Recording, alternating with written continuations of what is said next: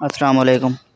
پاکستان میں جاری مذاکرات کے دوران امریکی صدر ڈونلڈ ٹرمپ نے وائٹ ہاؤس میں میڈیا سے گفتگو کی ہے۔ ان کا کہنا ہے کہ انہیں اسلام آباد میں ہونے والے مذاکرات سے متعلق کئی رپورٹس موصول ہو رہی ہیں۔ ان کے بقول یہ بات چیت کئی گھنٹوں سے جاری ہے۔ صدر ٹرمپ نے کہا ہے اس سے قطع نظر کہ آگے کیا ہوتا ہے ہم جیتیں گے۔ انہوں نے دعویٰ کیا کہ ہم نے اس ملک کو مکمل طور پر شکست دے دی ہے۔ ٹرمپ نے گفتگو جاری رکھتے ہوئے صحافیوں سے کہا کہ ایران کے ساتھ کوئی معاہدہ ہو نہ ہو مجھے کوئی فرق نہیں پڑتا۔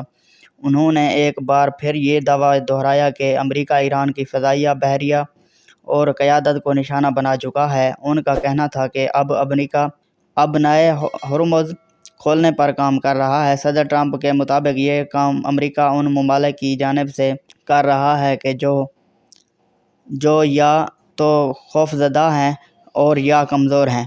انہوں نے یہ بھی کہا کہ نیٹو نے ہماری مدد نہیں کی۔ مذاکرات کی طرف سے واپس آتے ہوئے صدر ٹرمپ نے کہا کہ دیکھتے ہیں کیا ہوتا ہے، لیکن میرا نقطۂ نظر سے مجھے اس کی پرواہ نہیں۔